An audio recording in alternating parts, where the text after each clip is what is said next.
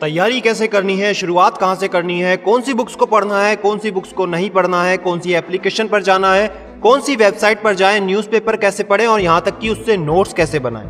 ऐसे तमाम तरह के सवाल आप जो पूछते हैं आज ये वीडियो में हम पूरा कवर करने वाले हैं।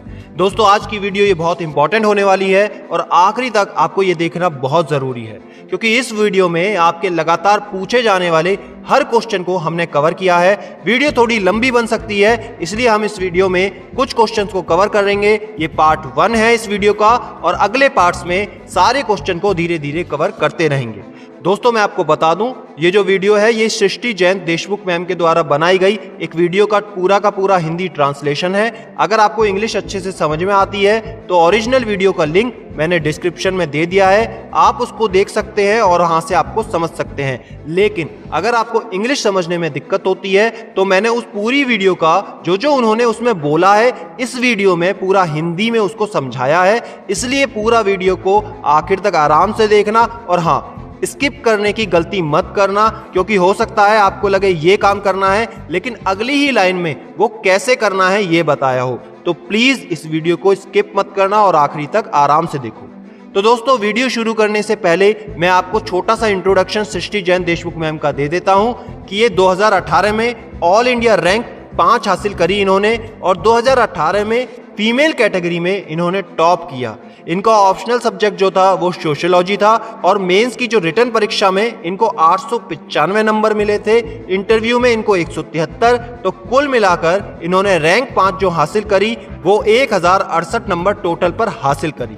आने वाले समय में आपको इसी चैनल पर इनकी कुछ आंसर शीट की कॉपीज भी हम दिखाएंगे कि कैसे इन्होंने आंसर लिखा था कि ये टॉपर बन चुकी हैं। तो इसलिए अगर इस चैनल को अभी तक सब्सक्राइब नहीं किया तो लाल रंग के सब्सक्राइब बटन को दबाकर बेल आइकन जरूर हिट कर लेना, क्योंकि हर एक वीडियो इस चैनल पर बहुत इंपॉर्टेंट आने वाली है।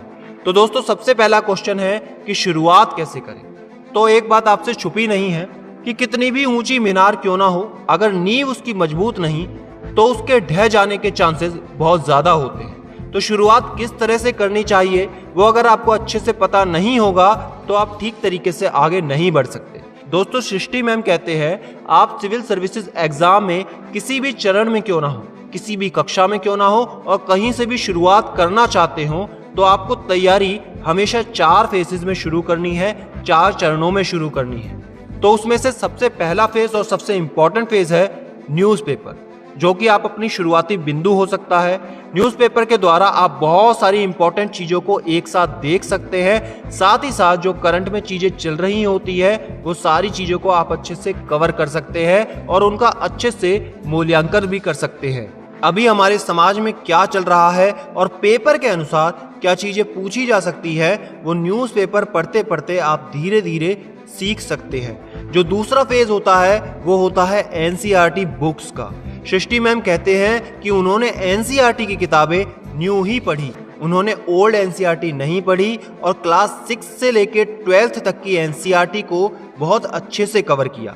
सृष्टि मैम कहते हैं कि एनसीईआरटी किताबें बहुत ज़रूरी होती है, वो आपके बेस को मजबूत करती हैं और साथ ही साथ आगे जो रेफरेंस बुक्स आपको पढ़ने को मिलती हैं उसका बेस भी एनसीईआरटी पढ़ने के बाद ही कवर होता है। एनसीईआरटी किताबों पर आपको ज्यादा समय नहीं लगाना है, पर हाँ आपको उनको अच्छे से कवर करना है।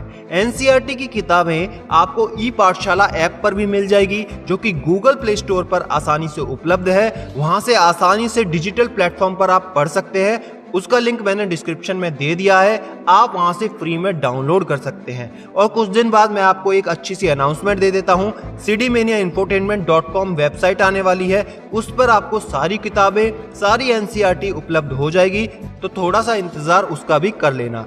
लेकिन फिलहाल के लिए आप ई पाठशाला ऐप से कर सकते हैं। सबसे अच्छी बात यह है कि वो डिजिटल प्लेटफॉर्म पर उपलब्ध है और साथ ही साथ अगर आपको एनसीईआरटी के नोट्स भी चाहिए तो वो भी आपको अलग अलग वेबसाइट पर उपलब्ध हो जाते हैं। इंग्लिश के लिए learncbse.com वेबसाइट पर आपको मिल जाएगा और अगर आप हिंदी में चाहते हैं तो कई सारी वेबसाइट्स ऑनलाइन प्लेटफॉर्म पर उपलब्ध हैं, थोड़ा सा अगर आप सर्च करोगे तो आपको वो मिल जाएगा।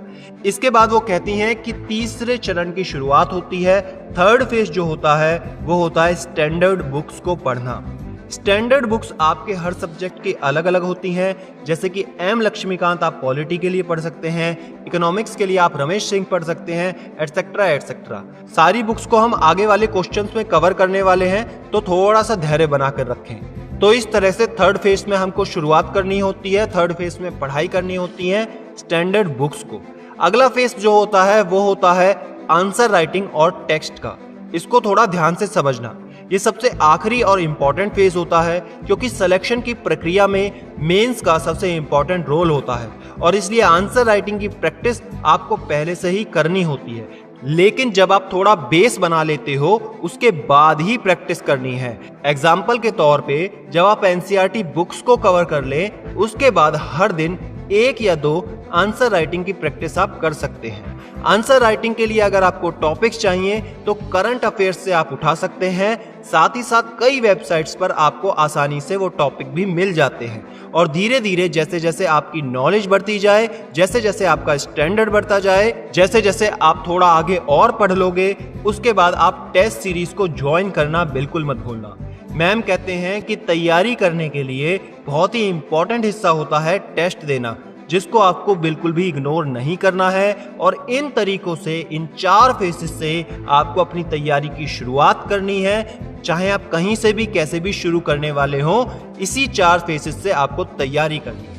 दोस्तों, अगला जो सवाल है उसको लेने से पहले मैं आपको एक जानकारी दे दूं। अगर आपका कोई पर्सनल क्वेश्चन है जो आप चाहते हैं हम वीडियोस में कवर करें, तो इंस्टाग्राम, फेसबुक पर सिडी मेनिया इंफोटेनमेंट आप सर्च करें और वहां पर मैसेज करें। अगर आप ट्विटर पर हमारे साथ जुड़ते हैं तो पीडीएफ फाइल आपको वहां पर मिल जाती है।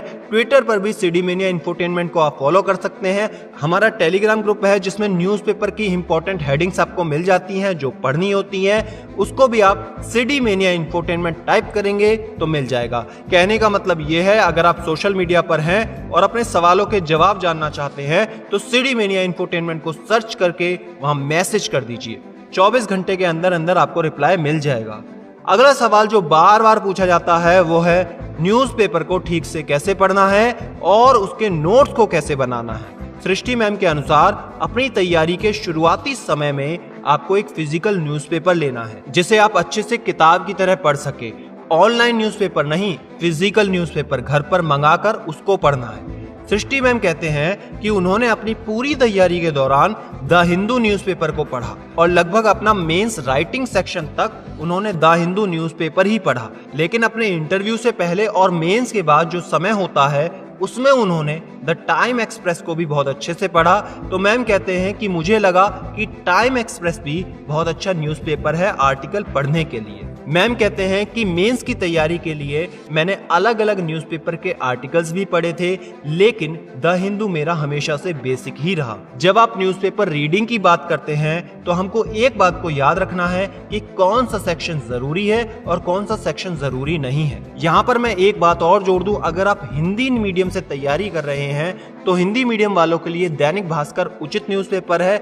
अगर वो ना मिले तो दैनिक जागरण नेशनल लेवल वाला, मतलब राष्ट्रीय संस्करण वाला आप पढ़ सकते हैं। दोस्तों, न्यूज़पेपर में हर चीज जरूरी हो ऐसा बिल्कुल भी जरूरी नहीं होता, और ये आपको तभी पता चलेगा जब आपको यूपीएससी का सिलेबस भली भांति पता हो और साथ ही साथ आपने प्रीवियस ईयर के क्वेश्चन पेपर अच्छे से देखे हों। तो इसका मतलब न्यूज़पेपर पढ़ने से पहले आपको आपका सिलेबस अच्छे से पता होना चाहिए और साथ ही साथ प्रीवियस ईयर के क्वेश्चंस भी आपने जरूर देखे होने चाहिए। न्यूज़पेपर में सबसे पहले आते हैं एडिटोरियल सेक्शन पर। जब भी, जहां भी और जो भी आप पढ़ रहे हैं, सबसे पहले आपको उसका एडिटोरियल जरूर पढ़ना है। वहां पर हर कोई अपने विचार रखते हैं और जो भी विचार वहां पे छपते हैं वो काफी हद तक विश्वसनीय होते हैं। कई बार उस सेक्शन में बहुत से जाने माने लोगों का नाम भी शामिल होता है, तो बड़े ध्यान से आपको एडिटोरियल सेक्शन को पढ़ना होता है। कई बार आपको ऐसा भी लगेगा कि ये पूरा का पूरा आर्टिकल वन साइडेड है, यानी कि एक ही पक्ष में झुका हुआ है। जैसे कि हो सकता है आर्टिकल की सिर्फ पॉजिटिव बातें ही आपको बताई गई हो, नेगेटिव पक्ष को रखा ही ना गया हो। तो ये बात आपको ध्यान रखनी है, आपको इस बात को अच्छे से समझना है। आपको हर एक नजरिए से हर आर्टिकल को पढ़ना होता है, आपको उसका हर एक एंगल से निरीक्षण करना होगा, फिर खुद से डिसाइड करना होता है कि इसमें क्या जरूरी है और अगर क्वेश्चन इसमें से पूछा जाता है तो मुझको क्या लिखना है और क्या छोड़ना है। पर ये सब आपको सिर्फ और सिर्फ प्रैक्टिस से आएगा, तो इसलिए घबराना मत और एडिटोरियल सिर्फ अच्छे से पढ़ना शुरू कीजिए। अब हम बात करते हैं न्यूज़पेपर के अंदरूनी हिस्से के बारे में। कभी कभी आपको एनवायरनमेंट से संबंधित एक सेक्शन मिल जाएगा, कभी कभी आपको साइंस एंड टेक्नोलॉजी, विज्ञान और तकनीक से संबंधित सेक्शन भी मिल जाएगा। जैसे कोई सैटेलाइट का लॉन्च हो गया होता है या इसरो का कोई नया प्रोजेक्ट आने वाला है, तो वो खबरें आपको वहाँ पे अच्छे से मिल जाती हैं, जिनको कवर करना बहुत ज़रूरी होता है। इसके साथ साथ जैसे कभी कोई अंतर्राष्ट्रीय यात्रा अगर होती है, तो वो भी बहुत अच्छे से उसमें दिया होता है, उसको भी कवर करना होता है। और कई बार न्यूज़पेपर में अंतर्राष्ट्रीय संबंधों से संबंधित एक सेक्शन अलग से दिया जाता है। वो आपको जो भी आसपास में करंट में जो भी सिचुएशन चल रही होती हैं, उसका एक अच्छा सा ओवरव्यू भी दे देता है। और अंतर्राष्ट्रीय संबंधों पर कई बार बहुत अच्छे अच्छे आर्टिकल्स भी आते हैं, कई बार पब्लिश किए जाते हैं, तो उसका भी आपको बहुत अच्छे से ध्यान रखना है।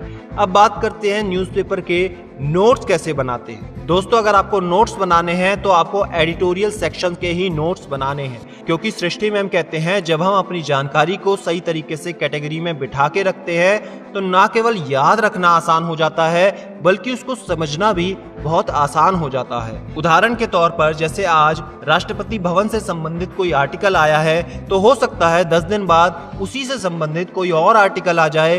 तो अगर आपने पहले से नोट्स बनाए रखे होंगे, तो उन नोट्स में आपको सिर्फ चीजें जोड़नी होगी, दोबारा से पूरा नया आर्टिकल आपको समझने की जरूरत नहीं होगी। सृष्टि मैम एक बात और कहते हैं कि हमेशा प्लेन A4 साइज पेपर पर ही नोट्स बनाएं, क्योंकि इसी तरह की शीट्स पर मेंस के एग्जाम में लिखा जाता है, और साथ ही साथ अलग अलग शीट होने पर आप उन नई शीट में आसानी से चीजों को जोड़ सकते हैं। तो इस तरह से आपको न्यूज़पेपर पढ़ना है और साथ ही साथ न्यूज़पेपर के नोट्स को भी बनाना है। अब बात करते हैं बुक लिस्ट की, कि कौन सी बुक्स को आपको रेफर करना है और कौन सी बुक्स को रेफर नहीं करना है। तो दोस्तों, सृष्टि मैम ने जो बुक्स को रेफर किया था, वो मैं आपके सामने अभी स्क्रीन पर कुछ देर के लिए चला रहा हूं, उसको ध्यान से देखिए। हर एक सेक्शन के लिए, हर एक सब्जेक्ट के लिए, हर एक टॉपिक के लिए जो बुक्स उन्होंने पढ़ी हैं, ये बुक्स आपके सामने नजर आ रही हैं। तो इन बुक्स को आप रेफर कर सकते हैं अपनी पढ़ाई के लिए। तो दोस्तों, आज की वीडियो में सिर्फ इतना ही। अगली वीडियो में बाकी क्वेश्चंस को हम कवर करेंगे, जो कि होगा इसी वीडियो का सेकंड पार्ट। इसलिए मैं कह रहा हूं, अगर आपने अभी तक चैनल को सब्सक्राइब नहीं किया, तो लाल रंग के सब्सक्राइब बटन को दबाकर बेल आइकन जरूर हिट कर लें, और साथ ही साथ इस वीडियो को शेयर करना ना भूलें, ताकि सभी के सवालों के जवाब उनको मिल सके।